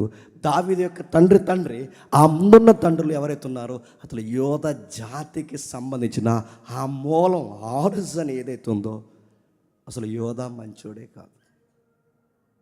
యోధ క్యారెక్టర్ ఎలాంటి చెప్పినా, యోధ క్యారెక్టర్ యోసేపుని అమ్మేయాలని బోర్డు సలహా ఇచ్చింది ఎవరు తెలుసా? యోధ. ఆ 12 మంది అన్నదమ్ముల్లో యోధ ఉన్నాడుగా, ఆ యోధ యోసేపుని అమ్మేయాలని బోర్డు సలహా ఇచ్చింది ఎవరు? ఈ యోధ. కోడలతో వేశ్యని పోయి కళ్ళు మూసుకుపోయిన వ్యక్తి ఎవరు? యోధ. వృద్ధాప్యంలో యాకోబుని బాధ పెట్టింది ఎవరు? ఈ యోధ. ఇంకా అడుగుతున్నాను, వీళ్ళ 4 ఫాదర్స్ మంచోరా? యెషయా గారికి సరి అయిన పేరు లేదా సమాజంలో? యోధా గారికి సరి అయిన గౌరవం లేదా సమాజంలో? ఇంకా అడుగుతాను, తామారెవరు? ఆ కోడలు ఎవరైతే ఉన్నారో ఆ మంచి పని చేస్తుందనాలా, చెడ్డ పని చేస్తుందనాలా, ఆ తలవంపుల పని ఏమనాలి? వీళ్ళందరూ ఎవరు చుట్టాలరా? వీళ్ళందరూ ఎవరు తాలూకురా మీరు నన్ను అడిగితే, వీళ్ళందరూ ఎవరు? దావీదు గారి యొక్క తాలూకా. యెషయా ఎలా ఉన్నాడు బాగా వినండి. యెషయా గారు ఆయన మంచి ఆయన ఎలా ఉన్నాడు? యోసేపు నమ్మేసిన యోధ ఏం బాగున్నాడు? ఆయన కోడలు తామార్ ఏం బాగుంది? మరొక ఆవిడ రాహాబు వ్యభిచారాన్ని వృత్తిగా మళ్ళీ చేసుకుంది ఆ పెద్ద మనిషి. ఆవిడేం బాగుంది? ఒక్కరు బాగున్నారా? ఒక్కరు బాగున్నారు చెప్పండి. ఒక్కరు బాగోకపోయినా, చెప్పుకోదగ్గ కుటుంబంలో ఒక్కరు లేకపోయినా, తల్లులు సరైన వాళ్ళు కాకపోయినా, తండ్రులు సరైన వాళ్ళు కాకపోయినా, కుటుంబీకులు సరైన వాళ్ళు కాకపోయినా, నువ్వు నా మాట వింటే ఆ స్టోరీ ఈ స్టోరీ మొత్తం చెప్పండి మార్చేస్తా అన్నాడు దేవుడు. అందుకే మన దేవుడు నమ్మదగినవాడు. పేరు పెట్టి పిలిచాడు, ఆహ్వానించుకున్నాడు. నిన్న నేడు నిరంతరము ఏకరీతిగా ఉన్న ఆ దేవుడు దావీదు ఎంపిక చేసుకున్నాడు, కూర్చోబెట్టుకున్నాడు. మహిమాస్వరూపులు ఉన్న దేవుడు తన మహిమని ఎప్పటికప్పుడు తోడుగా దావీదుకు అనుగ్రహించాడు. అనుగ్రహించిన దేవుడు దావీదుని ఎంత ఎత్తుకు తీసుకెళ్ళిపోయాడంటే, సౌలు అసూయపడితే సౌలుని తీసేశాడు, కొడుకులు అడ్డుపడితే కొడుకుల్ని నశింపజేసేసాడు. దావీదు కట్టొచ్చిన ప్రతి ఒక్కరిని అనిసేశాడు. ఎప్పుడు గుర్తుపెట్టుకోండి, దేవుని చేత వాడబడుతున్న వాడి జోలికి కానీ, దేవుని చేత పిలవబడిన వాడి జోలికి కానీ, దేవుని చేత ఎంపిక చేయబడిన వాడికి ఎవడైనా అడ్డొస్తే సావుకి ఎదురెళ్ళి సావుని కొనుక్కొని తెచ్చుకుంటున్నామని మాత్రం మర్చిపో, గుర్తుపెట్టుకో. దేవుడి చేత పిలవబడిన వ్యక్తులు ఎవరైనా వాడబడుతుంటే ఆ వ్యక్తుల కోసం నీకు తలా తోక లేకుండా వాళ్ళ కుటుంబం కొరకు కానీ ఆయన కోసం కానీ నీ ఇష్టం వచ్చినట్టు మాట్లాడితే నిన్ను నీ కుటుంబాన్ని అణిసేస్తాడు దేవుడేమనుకుంటున్నావు. దావీదు నిలబెట్టాడు, నలుదిక్కులా తన శత్రువులను అణిసివేసేసాడట. ఆ అణిసివేసిన సమయంలో ఏం జరుగుతుందో ఒకసారి చూడండి. ఏం జరుగుతుందో ఒకసారి చూడండి. 2వ సమూయేలు గ్రంథం 7వ అధ్యాయం. 2వ సమూయేలు గ్రంథం 7వ అధ్యాయం ముగించేద్దాం. 2వ సమూయేలు గ్రంథం 7వ అధ్యాయం. 2వ సమూయేలు గ్రంథం 7వ అధ్యాయం. సాంగ్ లేట్ అయింది, అందుకే కొంచెం పొడిగించాను. ఏమనుకోక వస్తుందా? రాకడన్న వస్తుందో ఉంది కానీ సాంగ్ వచ్చేలా లేదు. సరే, 7వ అధ్యాయం మొదలు వచ్చిండి. యెహోవా నలుదిక్కుల అతని శత్రువుల మీద అతనికి విజయం ఇచ్చి అతనికి నెమ్మది కలిగజేసిన తర్వాత రాజు తన నగర యందు కాపురం ఉండి నాతాను ప్రవక్తను పిలవనంపి, నేను దేవదారు మ్రాంతో కట్టిన నగరి యందు వాసము చేయుచుండగా దేవుని మందసం డేరాలో నిలిచినదనగా నాతాను. అక్కడ రాస్తున్న పదం చూడండి. యెహోవా నలుదిక్కుల అతని శత్రువుల మీద అతనికి నెమ్మది కలగజేసి సమాధానం అనుగ్రహించినందుకు ఆ టైంలో చాలా ప్రశాంతంగా ఉన్నాడట. ప్రశాంతంగా ఉంటే మనం ఏం చేద్దాం చెప్పండి? రెస్టారెంట్కి పోతాం. ఇంకా ప్రశాంతంగా ఉంటే ఏం చెప్తాం చెప్పండి? ఊరి మీద తిరగడానికి మంచి లొకేషన్స్ ఎక్కడ ఉన్నాయి అక్కడికి పోదాం. మనకి ఇంకా ప్రశాంతంగా టైం స్పేస్ దొరికింది అనుకుంటే ఏం చేస్తాం చెప్పండి? జలసాలు చేయడానికి, ఎంజాయ్ చేయడానికి ఎక్కడ పోవాలి ప్లాన్ చేస్తాం. కానీ దావీదు ఏం చేస్తాడు తెలుసా? సరిగ్గా ఈ 7వ అధ్యాయం ఈ టైంలో సాంగ్స్ రాశాడు. ఆ రాసిన పాటల్లో ఒక పాటే చెప్పండి, 139వ కీర్తన. ఈ అధ్యాయానికి ఆ కీర్తనకి లింక్ ఉంది. తన నలుదిక్కులు నెమ్మది పొంది ప్రశాంతంగా ఉన్నప్పుడు, అంటే దేవుణ్ణి దేవుడు దేవుడు దేవుడు అని బాధలు ఉన్నప్పుడు పిలవడమే కాదు, దేవుణ్ణి దేవుడు దేవుడు అని బాధలు ఉన్నప్పుడు పిలవడమే కాదు, దేవుణ్ణి దేవుడు దేవుడు ఎప్పుడు పిలవాలి తెలుసా? నీకు నెమ్మది, సమాధానం, సమృద్ధి, ఆశీర్వాదం, ఆర్థిక పరిస్థితులు, ఆరోగ్య పరిస్థితులు, శత్రువు లేకుండా, కామెంట్స్ లేకుండా నీ జీవితాన్ని ఆశీర్వాదంగా మార్చేసినప్పుడు కూడా దేవానికి మహిమ కలుగును గాక నువ్వు అనాలి. అంటావా? నువ్వు ఎప్పుడు అంటున్నావు అని అడుగుతున్నాను. నీకు బాధ ఉంటే దేవుడు, నీకు సంతోషం ఉంటే బయటికి పోయి ఆనందం. కానీ దావీదు గారిలో ఉన్న గొప్పతనం, బాధ ఉన్నా ఒక పాట రాస్తాడు, సంతోషం ఉన్నా ఒక పాట రాస్తాడు, తన జీవితం ఎలా ఉన్నా ఒక పాట రాస్తాడు, మిస్టేక్ చేసి పశ్చాత్తాపడుతున్నప్పుడు కూడా ఒక పాట రాస్తాడు. అది దావీదు అంటే. పశ్చాత్తాపడుతున్నప్పుడు కూడా ఆ ఏడుపుని కన్నీటిగా మార్చి అక్షరాలుగా దిద్దేశాడు. మళ్ళీ లైఫ్లో నేను మిస్టేక్ చేయను ప్రవ్వా, మై లార్డ్ ఐఎమ్ సిన్నర్, నన్ను క్షమించు, నన్ను కడిగే, నీ సోపుతో కడిగే, నన్ను క్షమించని ఆయన బాధను వ్యక్తీకరించి ఎన్ని పాటలు రాసుకున్నాడో ఆ పాటల్లో ఒక పాటే 139వ కీర్తన. ఇదిగో ఈ అధ్యాయంలో ఉన్నప్పుడు రాసిండే, ఈ నెమ్మదున్న సమయంలో రాసిందే. ఇక్కడ చదువుకున్న 7వ అధ్యాయం చదువుకుంటున్నామే, ఈ 7వ అధ్యాయం టైంలో రాసిన పాటే 139వ కీర్తన. ఆయనకు ఫీల్ వచ్చిందంట దావీదు గారికి, ప్రభువా నీకు విషయం చెప్పాలి. ఇవన్నీ మీకు వీడియోలో కనబడతాయి. ఇలా పైనుంచి ప్యాలెస్లో చూస్తాడు, చాలా రాయలుగా ఉంటాడు. నిజంగా ఏ మనిషికి అది కానీ థ్యాంక్స్ చెప్పాలని ఉంది నాకు. దావీదుని ఎంత బ్యూటిఫుల్గా చూపించిందో. థ్యాంక్స్ చెప్తే రేపులే థ్యాంక్స్ చెప్తుంది అనుకుంటా. అయ్యకి చెప్దాం. ఎంత బ్యూటిఫుల్గా దావీదు ఎలా ఉండాలి, హెయిర్ ఎలా ఉండాలి, లాంగ్ హెయిర్ ఉండాలి, ఆయన స్కిన్ టోన్ ఎలా ఉండాలి, ఐస్ ఇలా ఉండాలి, స్మైల్లో ఉండాలి, ఆయన చెక్కెళ్ళు ఒక సేప్ ఉండాలి. ఇవన్నీ అడిగితే ఎంత బ్యూటిఫుల్గా ఇచ్చిందో. ఆ దావీదు ఇలా వచ్చి ప్యాలెస్లో నిలబడతాడు. ఆ ప్యాలెస్లో చూసి ఇలా కింద చూసేసరికి కింద గుడారం ఉంటుంది. ఆ గుడారంలో చూసి బాధపడతాడు, దేవా ఏంటి ప్రభువా ఈ పనికి మాలోని మట్టిలో తిరిగేవాడిని, గొర్రెల వెనకాల తిరిగేవాడిని, చేతి కర్ర పట్టుకుని తిరిగే నన్ను. ఈ బంగారు భవంతులేంటి, ఈ నెమ్మదేంటి, ఎంత సంతోషం నాకు ఇచ్చేసావేంటి, ఈ అందలాలేంటి, ఎంత ప్రశాంతత నాకు ఎలా దయచేసావు ప్రభా. ఈ పనికి మాలోని తీసుకొచ్చి బంగారు భవంతులు పెట్టావు. నీ సన్నిధి మాత్రం, నీ మనసు మాత్రం ఎక్కడో టెంటల్లో గుడారాలు ఉండడం ఏంటి, నేను పైన ఉండడం ఏంటి, నీ మందిరం కింద ఉండడం ఏంటి. నాకు ఫీలింగ్ ఉంది ప్రభా. నువ్వు ఒక మందిరం కడతాను ఏమంటావు అని అడిగాడు. నా ఇల్లు నీకన్నా బాగుండాలి, నా ప్యాలెస్ కన్నా నీ మందిరం ప్రపంచం మాట్లాడుకోవాలి, నా దేవుని మందిరం ఇదని సమాజం డిస్కషన్ చేసుకోవాలి, నీకు ఒక హౌస్ కడతాను ప్రభు అన్నాడు. చిన్న పిల్లని బొద్దుగించినట్టు దావీదుతో దేవుడు అంటాడు, నా తన ప్రవర్తన గురించి మా వాడికి ముచ్చట్లు ఎక్కువైపోయి కొంచెం మాట్లాడన్నాడు. దావీదు బాగానే ఉంది కానీ నీ ముచ్చట, నాకే ఇల్లు కడతాను. అవును ప్రభు అంటే, అయినా ఆకాశం నా సింహాసనం, భూమి నా పాతి పెట్టు, నాకు ఇల్లేం కడతారా? అయినా ఎప్పుడన్నా నాకు హౌస్ కట్టంటాను మిమ్మల్ని అడిగానా? ఒకవేళ కట్టమంటే ఈ భూలోకం సరిపోతా? గుడారాల్లో తిరిగినప్పుడు అడిగానా? 40 సంవత్సరాలు అరణ్యంలో నడిచినప్పుడు అడిగానా? మీ వెనకాల మీ పితరుల దగ్గర ఉన్నప్పుడు అడిగానా? గుడారాల్లో ఉంటూనే వచ్చాను కానీ అరే నాకేంట్రా నివాసమే నా తయారు చేశారని ఎప్పుడన్నా అడిగానా? మీరు బాగుండాలి, మీ పిల్లలు బాగుండాలి, మీ పంటలు బాగుండాలి, మీ ఆరోగ్యాలు బాగుండాలి, మీరు బాగుండాలని నేను తప్పించిపోయి నా సన్నిధి ఎక్కడున్నా ఆ ఉన్నదాన్ని కాస్త పరిశుద్ధంగా ఉంచమని చెప్పానే తప్ప నాకు బంగారంతోనూ వజ్రాలతోనూ నివాసాలు కట్టండి అని అడిగానా? దావీదుతో నాకేం కడతావు, అయినా నువ్వు నా ప్రియుడివి, మై బాయ్ ఫ్రెండ్ కనుక నీకు విషయం చెప్తున్నాను, ఆశగల నీ ప్రాణాన్ని చెప్పండి తృప్తిపరుస్తాను. నువ్వు ఎలాగ ఫీలింగ్ బయట ఇట్టా కనుక, నాకు ఇల్లు గిఫ్ట్గా ఇస్తా అంటున్నావు కనుక, నాకు దేవాలయాన్ని కడతా అంటున్నావు కనుక నీకు మాట చెప్తున్నాను దావీదు, నువ్వు కట్టొద్దు కానీ మీ అబ్బాయి ఇచ్చే కట్టిస్తాను. నేను ఎంత కట్టకూడదు ప్రభా, నడకమును పేరు జవాబులు వచ్చేస్తే నువ్వు కట్టడానికి వీలేదు, ఎందుకంటే నీ రక్తము, నీ చేతులు రక్తము చేత తడిసిపోయి ఉన్నాయి. కొన్ని అనవసరమైన గొడవల్లో నువ్వు ఇన్వాల్వ్ అయ్యావు, అమాయకుల రక్తం చేత నీ చేతులు తడిసిపోయినాయి, నువ్వు కట్టడానికి వీల్లేదు. మందిరాన్ని కట్టడానికి ఎంత పరిశుద్ధత అయితే, తను అనుకున్న ఆలోచన నెరవేర్చడానికి ఎంత పరిశుద్ధత అయితే, ఈ పరిశుద్ధమైన దేవుడు ఏమి చేసినా, ఎలాంటి పనులు చేసినా మన నుంచి ఆయన కోరుకునేది ఏమన్నా ఉంది అంటే, నేను పరిశుద్ధిని కనుక చెప్పండి, మీరు పరిశుద్ధంగా ఉండండి. దావీదుని పిలిచాడు, మీ అబ్బాయితో కట్టిస్తాను, నువ్వు కట్టొద్దన్నాడు. కానీ ఇప్పటికీ దేవుడికి ఇల్లు కట్టేస్తున్నారు చాలామంది. బెడ్రూమ్ కొంతమంది చూస్తే అదిరిపోదు, బెడ్రూమ్ చూస్తే పిచ్చెక్కిపోద్ది. 5 స్టార్ హోటల్లో ఉంటాయి కొంతమంది బెడ్రూమ్స్. ఈ రూమ్ ఎవరిదంటే, ఈ రూమ్ ఎవరిదంటే గెస్ట్లకండి, ఆ రూమ్ ఎవరిదంటే అది మెయిన్ బెడ్రూమ్ అండి, ఈ రూమ్ ఇది లివింగ్ రూమ్ అండి, ఇదండి స్టడీ రూమ్ అండి, ఇదండి ఇన్ని రూములు ఉన్నాయి. మరి ఆ రూమ్ ఎవరిది అంత చిన్నగా ఉందంటే ఆ దేవుడు కాదండి, వీడి బాత్రూమ్ కన్నా చిన్నగా ఉందండి.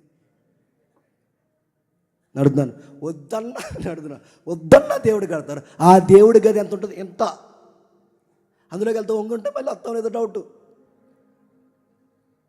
ఆ రోజు దేవుడిని సరిగ్గా అర్థం చేసుకోలేకపోతున్నారు, ఈరోజు దేవుడిని సరిగ్గా అర్థం చేసుకుంటున్నారు. కానీ దావీదు అర్థం చేసుకున్నాడు. అక్కడెక్కడ ఆ లవ్లో అన్నాడు, నీకు ప్యాలెస్ కడతాను ప్రభా అన్నాడు. వదిలే, ఆ ప్యాలెస్ మీ అబ్బాయితో కట్టేస్తాను. ఆ అబ్బాయి పేరు ముందే చెప్తున్నాను, రాసి పెట్టుకో. ఆ అబ్బాయి పేరు సల్మాన్.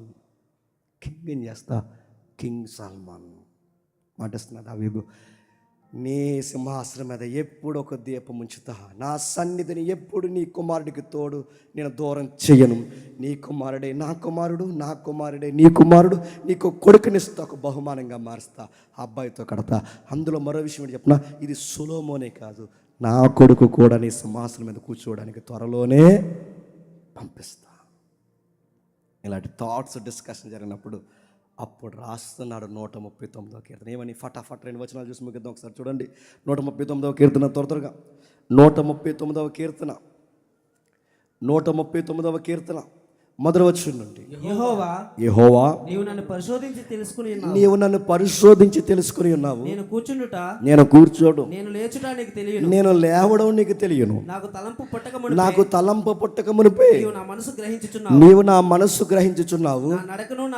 నా నడక నా పడక దేవా, నన్ను ఎప్పటి నుండి నేను పుట్టక మునిపే నా స్థితిగతులు ఏంటో నీకు తెలుసు.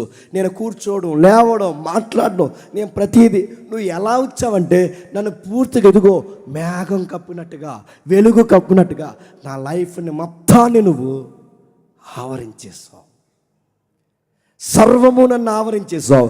నా జీవితం ఎప్పటి నుంచి, నా కుటుంబాన్ని ఎప్పటి నుంచి నువ్వు పిలుచుకుంటూ వచ్చావు. ఎప్పుడు బోయాజు, ఎప్పుడు రూతమ్మ, ఎప్పుడు మా తండ్రులు, ఎప్పుడు యోధ, వాళ్ళందరినీ సరి చేసుకుని తామార్ ఎలాంటిది, రాహాబ్ ఎలాంటిది, వీళ్ళందరూ గుండా మమ్మల్ని నడిపించి ప్రభువా ఎంత నెమ్మది ఇచ్చేసావే, నీకేమిచ్చి నేను తీర్చుకోగలను. నేను అనుకుంటున్నాను ఇప్పటికిప్పుడు నా కోసం ప్లాన్ చేసేవేమనుకుంటున్నాను, కానీ నాకు ఇప్పటికిప్పుడు నా కోసం నువ్వు ప్లాన్ చేయలేదు. నీ ప్రణాళికలు చెప్పండి అవధులు లేని అనంతం. నీ ప్రణాళికలు అవధులు లేని అనంతం. నిన్న నేడు నిరంతరము ఏకరీతిగా ఉన్నదేమా. నేను లేకముందే నువ్వు నిన్నున్నావు, నేను లేకముందే నువ్వు మొన్న ఉన్నావు, నేను లేకముందే ఆ రోజు ఉన్నావు. మా అయ్యలు మా తండ్రులు లేకముందే ఆ రోజు ఉన్నావు. ఆ రోజున్న నీవు నిన్నున్నావు, నిన్నున్న నీవు ఈరోజు ఉన్నావు, ఈరోజున్న నీవు రేపు ఉంటావు. నా ప్రారంభము నీకు తెలుసు, నా అంతము నీకు తెలుసు. నిన్న నేడు నిరంతరము ఏకరీతిగా ఉన్న దేవా. ప్రైజ్ ద లార్డ్ అంటాడు. Praise God. దేవునికి మహిమను ఆరోపిస్తున్నాడు. ఇంకా కొన్ని మంచి మాటలు రాస్తున్నాడు చూడండి. యెహోవా నా మాటలు నా నాలుకకు రాకమునుపే అది నీకు ఇంకా పూర్తిగా ఏంటంటే నేను నెక్స్ట్ ఎలాంటి మాటలు మాట్లాడతాను నీకు తెలుసు. నా నిర్ణయాలు ఎలా ఉంటాయో నీకు తెలుసు. వెనక ముందు నీ చెయ్యి నా మీద ఉంచావు. ఒక తల్లి తన బిడ్డని ఇలా పెట్టుకుని ఆ రోడ్డు దాటిస్తున్నప్పుడు, ఆ బయటికి వెళుతున్నప్పుడు ఆ తల్లి ప్రతిసారి చివరికి పడుకునేటప్పుడు కూడా ఒక చెయ్యేసి ఇలా పడుకుంటుంది తల్లి. అలా చెయ్యించు. అమ్మ చూసినట్టు చూస్తున్నావు నన్ను. నా తల్లిదండ్రులన్నా నా భవిష్యత్తు కోసం ఎంత బాగా ఆలోచిస్తారు లేదు కానీ నాకు తెలియదు, కానీ ప్రభువా నా కోసం ఎంత బాగా ఆలోచిస్తున్నావు ప్రభువా. అందుకే నీ ప్రణాళికలు అవధులు లేని అనంతం. నా జీవితం అనే కథనానికి చెప్పండి కథానాయకుడు నీవే. నా పుట్టుక నీ కోసమే, నా గిట్టుడు నీ కోసమే. నా తల్లి గర్భంలో నేను పిండముగా ఫామ్ అవుతున్నప్పుడు కూడా అది కూడా నీ కోసమే. నా స్టోరీ మార్చేసావు. ఈరోజు ప్రశాంతంగా ఉన్నాను. నేనేదో ఎంటర్టైన్మెంట్స్ ఎక్కడో నేను తిరగట్లేదు, కానీ ఈ కలం పట్టుకొని నేను పాట రాసుకుంటున్నాను. ప్రభువా నన్ను ఏర్పరచుకున్నావు అంటూ కింద కట్టినాడు చూడండి. కింద కట్టినాడు ఇట వచ్చంలో నీ ఆత్మీయతను నేను ఎక్కడికి పోదును, నీ సన్నిధిని నేను ఎక్కడికి పారిపోదును. నేను ఆకాశంకి ఎక్కినాను, నీవు అక్కడ ఉన్నావు. నేను పాతాళ మందు పడుకున్నాను.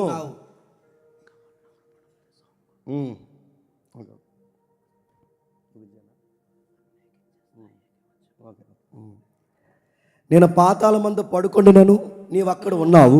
నేను ఏకో రెక్కల పడుకుని ఉన్నాను. సముద్ర దిగాంతంలో నివసించినాను. అక్కడ నీ చేయను నడిపించాను. నిన్ను వదిలేసి నేను ఎక్కడికి పోను. ఈ ఊరుదులు పోయిన ఆ ఊర్లు ఉంటావు, ఆ గ్రహం వదిలిపోయిన ఆ గ్రహంలో ఉంటావు, ఈ లోకాన్ని వదిలిపోయిన ఎక్కడికి పోయినా ఉంటావు. యోనా ఇలాగే అనుకున్నాడట. మొత్తం మీద దేవుడు కనబడకుండా పారిపోదాం అనుకున్నాడు. పారిపోతాడా? ఎదురొచ్చేసిన తుఫాను. నేను అడుగుతున్నాను, మీ తల్లిదండ్రులు కళ్ళు కప్పగలరేమో, మీ జీవిత భాగస్వామి కళ్ళు కప్పగలరేమో, కానీ ఎవరి కనుసనలో మనం దాటి బయటికి వెళ్ళలేని చెప్పండి. ఆ దేవునికి సమస్తము ఎరుక. నాకు విచిత్రంగా అనిపించిందని చెప్పిన నా గుడ్ థింగ్సే కాదు, నా బ్యాడ్ థింగ్స్ కూడా ఆ దేవునికి ముందే చెప్పండి తెలుసు. అయినా ఇంకా 2026లో నన్ను ఎలా ఉంచావు ప్రభు అంటే ఆయన చెప్పే ఆన్సర్ ఒకటే, నేను నిన్ను ప్రేమిస్తున్నా. 26లో ఏం చేస్తాను ఆయనకి తెలుసు, అయినా నన్ను ఉంచాడు. 25లో ఆయన బాధ పెట్టాను, అయినా నన్ను ఉంచాడు. నా నీతి, నా క్రియ, మంచి చెడు అన్నీ నీకు తెలుసు ప్రభా. నన్ను ఆవరించావు. అంధకారంలో నన్ను పట్టుకున్నావు. ప్రతి విషయంలో పెట్టు. 16 నేను పిండమునై ఉండగా నీ కన్నులు నన్ను చూసిన. అందుకే మన పాటలో రాసుకున్న లైన్స్ ఏంటో తెలుసా? అమ్మ నన్ను చూడక మునిపే, మా అమ్మ కన్నా ముందే చెప్పండి నీవు నన్ను చూసావు. ఆ పదం మోజేసు పోయి పాడుతున్నప్పుడల్లా నా రక్తం ఒకేసారి జీవు అంటుంది. ఆ పదం ఈ సింగర్స్ జోస్న సిస్టర్ వీళ్ళు పాడుతున్నప్పుడల్లా నిజమే. మా అమ్మకి నేను ఏ రంగు ఉండాలో మా అమ్మకి తెలియదు, నేను ఎంత ఎత్తు ఉండాలో మన పేరెంట్స్ తెలియదు, మన అందచందాలు ఎలా ఉండాలో మన పేరెంట్స్ తెలియదు. కానీ నా డిఎన్ఏ, నా తల వెంట్రుకలు, నా రక్తము, నా ప్రాణము, నా అందము, నా ఐస్ ఒక్కటేంటి, నడినెత్తి మొదలుకొని అరికాల వరకు జేమ్స్ గడ్ ఇలా ఉంటే బాగుంటాడని నన్ను ఎంత అందంగా తయారు చేసి పుట్టించింది ఎవరో తెలుసా? మా అమ్మ నన్ను చూడక మునిపే. చెప్పండి, నువ్వు చూసావు, నేను ఏమైనా ప్రే చేయాలి చెప్పు? శత్రువులని చేస్తావు, గొడవలని చేస్తావు, తిరగబడిన వారిని తీసేస్తావు, శత్రువు లేకుండా తీసేస్తావు, నా మార్గాలు విశాలం చేసి పడేస్తావు. నాతో పాటు పోటీ పడుతున్న అనేక శుక్రగణాలు మా అమ్మ గర్భంలో పోటీ పడితే అన్ని శుక్రగణాలను పక్కకు పంపేసి ఆ అండంలోనికి నన్ను ఒక్కడిని పంపించి ఫలదీకరణం చెందించేస్తావు. ఏమని వర్ణించను నీ కోసం నేను. ఈ సాంగ్స్, దావీదు సాంగ్స్ చదువుతుంటే మీకు ఎలా ఉందో నాకు తెలియదు, కానీ గుండె బరువెక్కిపోతుందండి. వారెవ్వా, ఏం అర్థం చేసుకున్నాడు రా దేవుణ్ణి. ఇలాంటి పదాలకి ట్యూన్స్ కట్టకపోతే నన్ను అడుగుతాను, ఈ జనరేషన్లో మనం దౌర్భాగ్యం అండి. అలాగే ఈ పాటలనే మళ్ళీ అర్థమయ్యే మన పాటలలా మార్చుకోవాలి. ఈ లైన్స్నే ఈ జనరేషన్కి మన లైన్స్గా మార్చుకోవాలి. ఈ వాక్యాలే చెప్పండి మన పాట వాక్యాలుగా మనం మార్చేసుకోవాలి. మార్చాడు. 24 వచనంలో ఒక మంచి మాట అంటున్నాడు, నీ ఆయాసకరమైన మార్గం నా ఎందున్నదేమో. 23 వచనంలో, దేవా నన్ను పరిశీలించు, నా హృదయాన్ని తెలుసుకో, నన్ను పరీక్షించిన ఆలోచన తెలుసుకును, నీకు ఆయాసకరమైన మార్గం నా యందు ఏదన్నా ఉంటే నన్ను కొట్టు, నన్ను తిట్టు. నన్ను ఏమన్నంటే, ఇదిగో నువ్వు ఎన్నిసార్లు కొడతావు కొట్టు, ఎందుకంటే నువ్వు నా తండ్రివి, నేను నీ కొడుకుని, నువ్వు నా యజమానుడివి, నేను నీ దాసుని. నీకు నచ్చింది నాలో ఏమనుంటే నీకు నేను ఓబే అయిపోతున్నాను, నీకు సరెండర్ అయిపోతున్నాను. నన్ను ఎంతగా నువ్వు గద్దించినా ఒక్క మాట కూడా నేను అన్న, ఎందుకంటే నా లైఫ్ మీద ఫుల్ రైట్స్ నీకే ఉన్నాయి ప్రభువా. నా తప్పులు నాకు కనబట్టలేదేమో, నా నీచమైన కార్యాలు నాకు కనబట్టలేదేమో, నీకు అన్నీ కనబడితే కనుక చూడు ప్రభా, నా హృదయంలో ఏమున్నాయో పరిశీలించు, నా పనుల్లో ఏమున్నాయో పరిశీలించు. నీకు ఆయాసకరమైనవి అంటే నిన్ను బాధ పెట్టేవి ఏమన్నా ఉంటే నాలో ఉంటే చూడు. చాలామంది ప్రార్థన చేస్తారు, దేవా తెలుసు తెలియకో కొన్ని తప్పులు చేస్తాం, చూసి చూడనట్టు మమ్మల్ని. చెప్పండి, చూసి చూడంటే ఏం కదా, అన్నీ చూద్దాడు ఆయన. చూసి చూడు, దావీదు అలా అంటలేదు, డైరెక్ట్గా ఒప్పేసుకుంటున్నాడు. నాలో సిన్ ఏదైనా ఉంటే నేను ఒప్పుకుంటున్నాను ప్రభా, నాకు తెలియలేదేమో, నాకు కనబట్టలేదేమో, నా హార్ట్ నన్ను జడ్జిమెంట్ ఇస్తూ నువ్వు రైట్ అంటుందేమో, కానీ నీ హార్ట్ రైట్గా ఉంటుంది. నీకు తెలుసు న్యాయం అంటే ఏంటో. నీ ముందుకు నేను వస్తున్నాను, నన్ను జడ్జిస్ అయ్యి ప్రభా, నాకు తీర్పు తీర్చు. ఆయాసకరమైనవి ఏమైనా ఉంటే నాలో చూడు, ఒకటైతే నువ్వు చేయి ప్రభా. ఆ నిత్య మార్గానికి మాత్రం నన్ను చెప్పండి దూరం చేయదు ప్రభా. నీ కాళ్ళు పట్టుకొని బతుకులాడతా, నీ చేతులు పట్టుకొని బతుకులాడతా, నీ సన్నిధిలో గోజాడతా, నీ సన్నిధిలో దినమెల్లా మొరపెడతా. నా లైఫ్లో ఏదన్నా నేను ఎక్కిరించి పనులు చేస్తే ఆ లైఫ్కి నన్ను దూరం చేయకు, అనిత్యత్వానికి నన్ను దూరం చేయకు. నన్ను ఎప్పుడు జ్ఞాపకం చేసుకుంటావు కదా అని అని అని అక్షరాలు రాస్తున్నప్పుడు ఆ కన్నీళ్ళు కార్చి ఆ పాటను ముగించేశాడు. అదే 139వ కీర్తన. ఇది దావీదు స్టోరీ. ఇలాంటి స్టోరీ నుంచి వచ్చిన పాట మనం తయారు చేస్తాం, అది ఇంకా రావట్లేదు. మిగిలిన వర్తమానంలోకి వెళ్ళే ముందు ఒక చిన్న ప్రార్థన చేసుకుని అన్న మెసేజ్ అయ్యే లోపు ఖచ్చితంగా ఆ పాట వస్తుందని నేను బలంగా నమ్ముతున్నాను. నేను అడుగుతున్నాను, టైం అయిపోయిందని మీరు ఒక మాకు లుక్ ఇచ్చి ఇందాక అన్నాను, పాపుల్లా మమ్మల్ని చూడకండి. మా బాధలు దేవుడు తప్ప ఎవరు తెలియదు. ఎందుకంటే ఒక ఏఏలో ఒక స్టోరీని తయారు చేయాలంటే చాలా కష్టం. దావీదుని ఇలా తీసుకొచ్చామనుకోండి, అప్పటికప్పుడే దావీదు పులి అయిపోతుంటాడు. దావీదు పులి ఎలా అయిపోయాడంటే అలా అయిపోతాడు. ఏతో వచ్చిన గొడవ అది. ఎన్ని గొడవలు ఉంటాయి ఏదో, అది దాని మాట మనం వినాలి. చెప్పండి, దావీదులో వైలెన్స్ ఏమైనా ఉంటుంది అందే, నో వైలెన్స్ రావంది. కాబట్టి ఇవన్నీ మనం చూస్తున్నప్పుడు మీరు గమనించండి, మా బాధ అర్థం చేసుకోండి. కొంచెం ఆలస్యమైన ఆకలి మన ఆరోగ్యానికి చెప్పండి మంచిది. మధ్యాహ్నం ఆడుకోవడంగా ఎంత ఆకలి వేస్తే డాక్టర్ గారు చెప్పారు, ఏమని ఆరోగ్యానికి మంచిది. కొంచెం గ్యాప్ ఉంచండి. గ్యాప్ ఉంచకే ఏమవుతుందో చెప్పండి, ట్యాంకులు పెద్ద అయిపోతుంది. కాబట్టి ఉంచండి. మిగిలిన మాటలు అన్న ద్వారా విందాం, చిన్న ప్రార్థన చేసుకుందాం. ప్రార్థన. ప్రేమగల తండ్రి, కృపగల దేవ, విలువైన సంగతులు తండ్రి మాకు అందించినందుకు మీకు స్తుతులు స్తోత్రములు తండ్రి. మిగిలిన మాటల్లో కూడా తోడుండండి.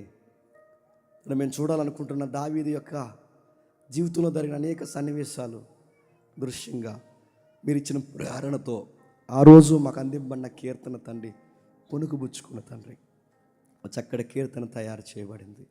మీ చిత్తమైతే త్వరగా మీరు అనుగ్రహిస్తారని కోరుతూ నా తర్వాత మాట్లాడుతున్న అన్నకి అందరికీ తండ్రి మీ తోడు అనుగ్రహిస్తారని అర్థిస్తాను. క్రీస్తున్నాం నీ ప్రార్థన సమర్పిస్తున్నాం తండ్రి. ప్రజల